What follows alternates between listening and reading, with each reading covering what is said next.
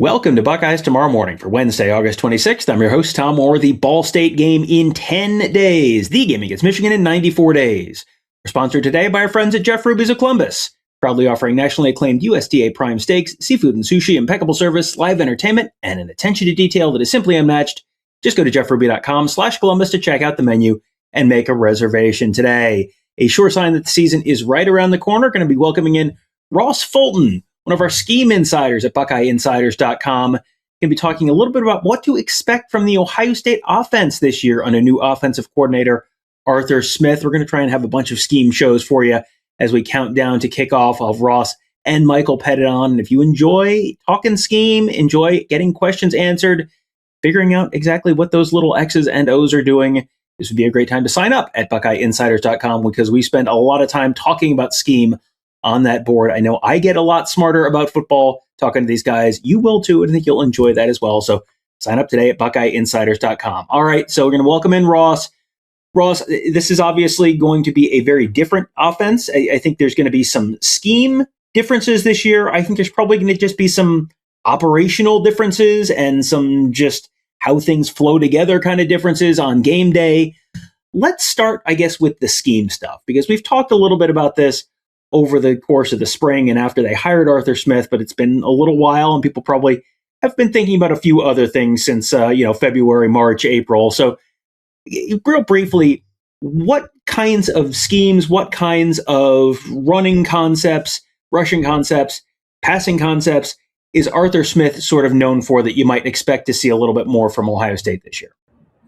I think you see a lot of it in his run game or, his stamp on it. I mean, you see a lot of an outside zone heavy base, particularly when he was with the Titans.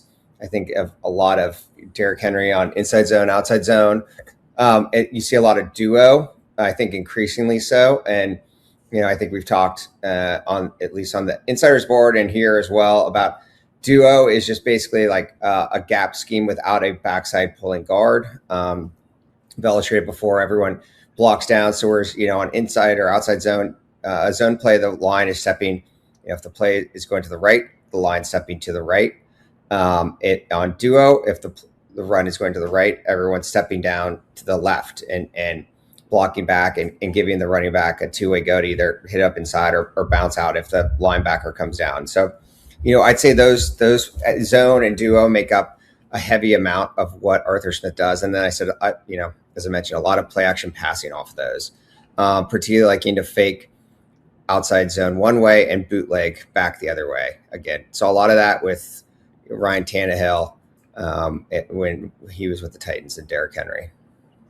All right, and I'm going to give everyone a little spoiler. I'm also going to be talking a little bit about duo later this week with Michael Pettit. He has pulled some Arthur Smith clips from previous stops, so you're going to get to see and hear a little bit more about that later in the week. We didn't even plan that. That is how good these guys are. So one thing that I know we have seen a lot more in practice, in our limited practice windows, and we've certainly heard is going on a little bit more, is quarterback under center. And Arthur Smith, during the interview session, when he was asked about it, got a little bit defensive, and I don't know. It was a little like, you're acting like this is a secret that we're not supposed to know. But I don't know that that's really a real deep secret that they're doing more under center stuff. But what is the benefit of them doing more under center stuff? And are we really going to see more this year? Yeah, I mean, I suspect we will see more. I know in that answer that you are referring to, he's like, well, we can, operate from the shotgun, we can operate from pistol, and I'm sure you'll see both of those as well. But under center, obviously, that was a big part of what Smith's done in the NFL. Again, we sort of talked about broader trends. It's kind of consistent with both the NFL and college football, morphing back to more multiple tight end sets. More downhill run scheme in response to defenses getting lighter and playing more too high coverages, a split safety, pre-snap looks. And so, under center has the benefit, obviously, of it's easier to run the football in either direction than if you're in the shotgun with the halfback to one side of you. That gives a pre-snap tell to the defense where the ball is going. Under center is good for play action because the quarterback turns his back to the defense.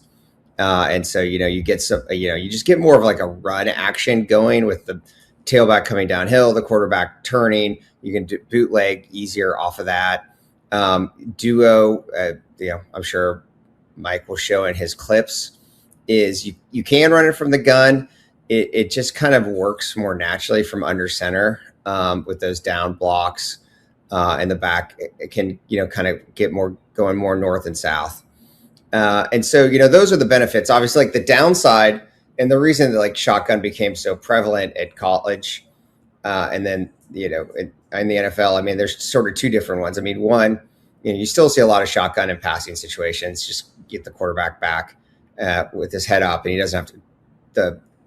We just talked about it, having to turn from the defense from under center. You don't have to in shotgun. The other is more like it lends itself to the run reads and then run pass options when you're the gun. And because the quarterback doesn't have to turn, you can sit there and read a defender. So that's why I don't think it's going to go away. I mean, I think you'll still see lots of that from Ohio State, but I do think, again, Julian Saint is not a big run threat. So some of that shotgun, some of the benefits that you get from the gun that I just described are not there. Conversely, I think he's well situated. He is athletic enough to run a lot of those half rolls and play action bootlegs that we discussed. And, when you're doing that stuff, you're getting the defense flowing downhill, going back the other way. That opens up the opportunity, ideally, for explosive pass plays down the field, particularly to Jeremiah Smith. So you want to force the defense to think run, and that opens up big play opportunities. If every time we talk to these guys about, what the scheme they're going to run and how they're going to, what they're planning to change this year, the conversation always goes to, okay, what works for the personnel? You're not going to square peg round hole it. You've got to look at what you've got in terms of talent, in terms of personnel, in terms of skill sets, and adapt your scheme to that. So, all right, you talked about, a multiple tight end, downhill run threat. How does that fit with the personnel they've got this year? Yeah, I mean, I think obviously it leans heavily into the offensive line.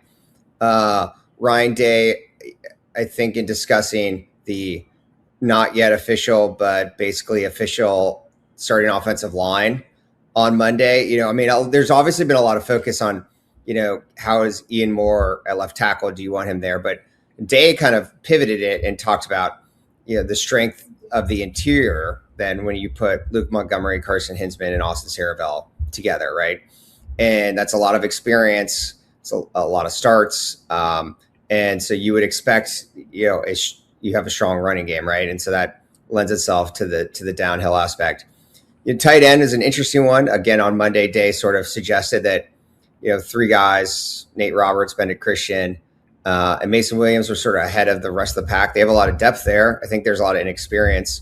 That's sort of a position where it's a little bit wait and see. I think in theory, probably Nate Roberts, more of the pass catching tight end, Mason Williams and Bennett Christian, more run blockers, but that does give them obviously the ability to, again, get into multiple personal sets, and I should mention Brandon Innes too, because he's a bigger guy. Like we've seen clips from the preseason of them running duo, because duo is one of those plays where I'm sure once Mike shows it, and like once you see it, it's it's kind of coming, or a play action offense coming, because you kind of get the two tight ends to one side. A lot of times you'll bring like a bigger receiver like Innis in motion down, and he'll kind of dig it out, and because you're trying to create like 4 or 5 gaps to one side of the line of scrimmage, and so the defense can't fill them all. So that also, again, people like to focus on the receivers for receiving, but I do think that Innis being a bigger guy gives them some of that blocking at the point of attack as well. One thing that when we're talking about the offense, one thing that I know we're going to get, and we're going to get in the comments on YouTube, is, are they going to run more tempo? Are they going to be faster this year? Are they going to run more plays this year? And I get it. Believe me, we were all there. We all lived through the 2025 offense. We all get it. You and I were part of a conversation on the Insider Sport at BuckeyeInsiders.com like a couple of days ago, maybe a week ago, about a phenomenal article from Bill Conley at ESPN talking about, okay, why are teams getting away from tempo? Because this is not a uniquely Ohio State phenomenon. And it was kind of like, well, there's a lot of reasons. And you sort of read through it and it was like, yeah, there's a lot of really good explanations as to why. So I guess, can you sort of explain broadly some of the why behind teams are sort of getting away from the tempo thing and at least taking a little more time to it? And is that something that you think Ohio State might start going back the other way a little bit this year, or are you thinking this is how life is now? So, I mean, there's a couple of trends, right? Again, defenses, like everything adapts, and football always sort of kind of has this ebbs and flows to it.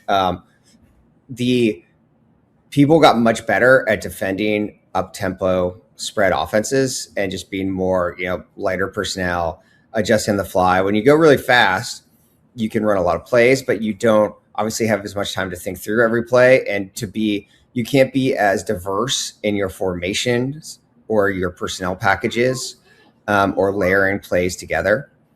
So those are trade-offs. The other thing, obviously, that's come into or that's now allowed is helmet communication at college, right? And so whereas people had to signal in the plays, which started to lend itself to up tempo, as well as then sign stealing. Now that you can huddle and call in all the plays, you're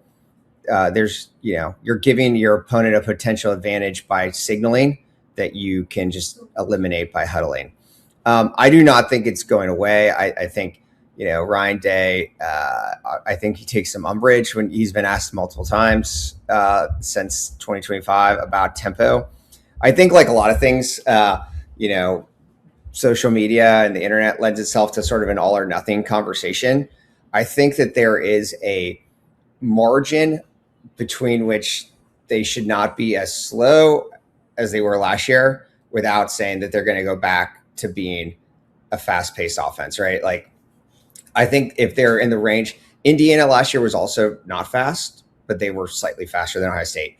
And like if Ohio State can get themselves one or two more possessions, that alone I think is sufficient. I think the other things I would point out is like part of it too was a result. Ohio State was partially slow because they were both efficient, which Bill Connolly talks about in the article, and they weren't explosive enough, particularly at times, which is why you got both against Indiana and Miami these like super long churning drives where they're moving the football, but then they didn't convert them into points, which is why you get such low scoring games and lack of opportunities. So they need more explosiveness, particularly out of the run game. Days hit upon that. Like they were really bad last year at explosiveness from the running back position. So like that's on Bo Jackson and the rest of the room.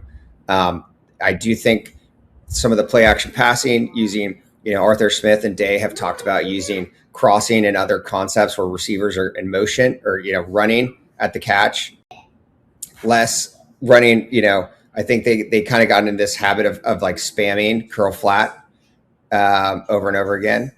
And then, so you're getting guys stationary. So instead of movement, so things to create more explosives, because that is also how you translate points, right? So it's hard to string those drives together. And, then you leave yourself on a 4th and 1 or a 3rd and 1 for conversion, or you miss a field goal. So all those things go together. The last thing I will add is not just also about the tempo, it's about the snap count. And Arthur Smith kind of betrayed this too earlier this year. Like, the tempo had nothing to do with them going silent count for inexplicable reasons, particularly against Miami, and allowing people to tee off. And so that hurt the offensive line, that hurt the play calling, that hurt everything. So all those things, it's not just like tempo doesn't just mean either going slow or fast. It also means changing it up to keep the defense off balance. All right, and the last thing I want to ask you about is just sort of, you talked about sort of building on the other, building the offense and a little bit more of a, stacking things and the thinking through things and being diverse and all that kind of stuff. It feels like that's an area where, no disrespect to Brian Hartline, who was a first-time offensive coordinator last year, but you're bringing in a guy who has been a play caller for multiple NFL teams now. You would assume that he's just sort of seen more stuff and he's had to deal with more stuff. And he's probably going to, this is something we've heard from offensive guys and defensive guys, keeping things relatively simple for the offense, but just sort of being able to build off of things and sort of sequentially grow off of concepts to keep things simple for the offense and make it really confusing for the defense. Yeah, I mean, that's sort of one of the oldest truisms of offensive football is making plays look alike is what slows a defense down because they don't know where the ball is necessarily going to be, right? So that's, concepts as back far as the wing T, T formation, single wing. It's like making, this run, it turns into a play action pass, turns into a reverse. so yes, layering plays. Arthur Smith, I think there's a couple ways to go about things, right? You can have a high volume of plays, or you can build off of plays. And guys that are like to really run stretch in particular, really want to rep that, because it takes a lot of time to do it correctly. And so then you really want to build off of that with, as I said, half rolls, bootlegs, things that build off of that concept. And so I do think you're going to see more leaning in that direction of sequential play calling. All right, so there you go. A little bit of a look at what to expect from Arthur Smith, some maybe changes to this year's Ohio State offense, some things that may be different, some things that may be the same, some things that, seems like should be more or less welcome changes for Ohio State fans and, the Ohio State football community on the whole. And if you want to talk about all this stuff with Ross and Michael and get a little bit smarter about all of it, you can do that at BuckeyeInsiders.com. Our insiders board has been absolutely buzzing the last couple of weeks with lots of scrimmage updates and practice updates, but also just lots of scheme talk, a little bit of basketball talk, a little recruiting talk. It's all going on right now at BuckeyeInsiders.com. Give it a try for a month, just $11.99 for your first month. Give it a try. We think you're really going to love it. That first month will get you all the way through the Texas game and into the later portions of September. We think you're going to have a lot to enjoy there, so we would love to see you there at BuckeyeInsiders.com. And thanks again to our friends at Jeff Ruby's of Columbus, the award-winning upscale steakhouse in downtown Columbus, named one of the top 50 steakhouses in America by Food Network. Just go to jeffruby.com/Columbus and check out the menu and make a reservation today. That will do it for today. Thank you guys all for joining us. Have a great day. We'll talk to you tomorrow.